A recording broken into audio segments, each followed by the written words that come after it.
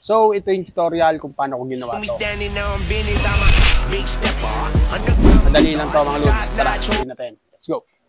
First clip po, yung tumalon ako. Second clip po, kunwaring may tumulak. Tapos, ganun din po sa kabila. Yan po yung third clip. At yung pang-apat na clip po natin, yung tinaas ko po yung ating camera. Kapag meron na po kayo niyan, tara po sa CapCut.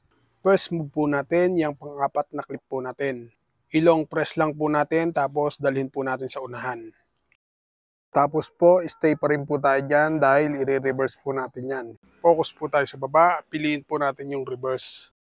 Kapag goods na, hindi pa po tayo tapos dyan. Stay pa rin po tayo dyan dahil i-adjust ko po yung speed niyan kasi po medyo mabagal yan. Piliin po natin yung speed sa baba. Then normal, adjust lang po natin. Next po natin, focus naman po tayo sa pagtalon ng ating karakter. Timing po natin yung habang nasa ere pa po siya, yung bago po bumaba. Stay lang po natin dyan yung playhead o yung puting guhit na yan. Saka po natin piliin sa baba yung freeze. Kapag may freeze na po tayo, yung nasa unahan yan, burahin po natin.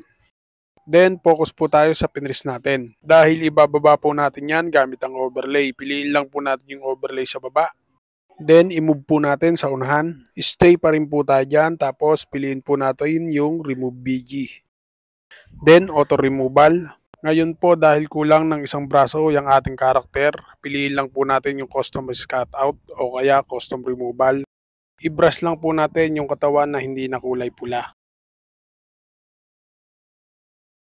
Kapag goods na po tayo dyan, maglalagay naman po tayo ng keyframe o diamond dyan. Tapos po, atras po tayo konti. Kapag nagputi na po yung isang diamond, lagay din po ulit tayo ng diamond dyan. Then yung sobra po nyan, burahin po natin. Itira lang po natin yung may diamond. Split tapos delete lang po. Then isum po muna natin.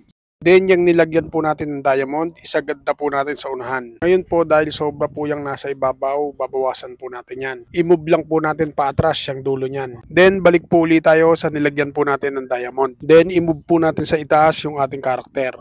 Kapag goods na po tayo dyan, focus naman po tayo sa next clip. Focus po tayo sa paghakbang ko po dyan. I-timing po natin yung bago po lumapat yung paa sa basemento. Stay lang po tayo dyan, tapos focus po tayo sa baba. Piliin po uli natin yung freeze.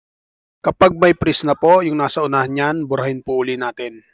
Then, ibaba po uli natin yan gamit ang overlay. Tapos po, i-move po uli natin yan sa unahan. Tulad po ng ginawa po natin sa una, i-remove BG din po natin yan. Tapos po, idikit din po natin yan dyan. Then, stay lang din po tayo sa unahan yan. Maglagay din po tayo ng diamond dyan. Then, abante po tayo konti, diamond po uli. Tapos po, atras po uli tayo. Paliitin po natin yung ating karakter. Then, yung sobra po nyan, burahin po natin. Then, yung kaduktong po nyan o yung pinagkuhanan po natin, ibabarin po natin gamit ang overlay. Tapos po, idikit po natin yan dyan. Then, stay pa rin po tayo dyan. Tapos, focus po tayo sa baba. Piliin po natin sa baba yung mask.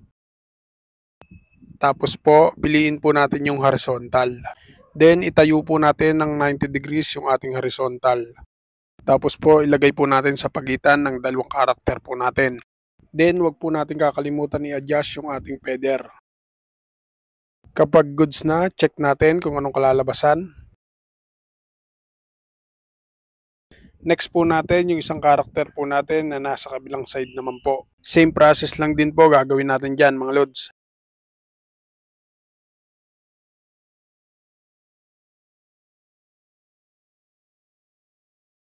Kapag all goods na, check natin kung anong kalalabasan po niyan. Kapag goods na po tayo dyan, yung nasa dulo o yung mga sobra, delete lang po natin. Tapos po, balik po tayo sa first layer. Dahil ikakopy po natin yan. Focus po tayo sa baba, piliin po natin dyan yung duplicate. Kapag nakopy na po natin, itap po natin yung nasa unahan. Ibababa rin po natin yan, piliin po natin yung overlay. Tapos po, i-remove background din po natin yan. Finally, kapag all goods na po, ready to export na po natin yan mga lods. Para sa mga baguhan dito kay CapCut, more practice lang mga lods. Nasundan po ba? Sana nasundan at sana nakatulong. At kung nakatulong, pakishare mo naman ang video ito para mas marami pong makalam. Paano mga lods? Salamat sa inyong panonood at thank you Lord. Peace out.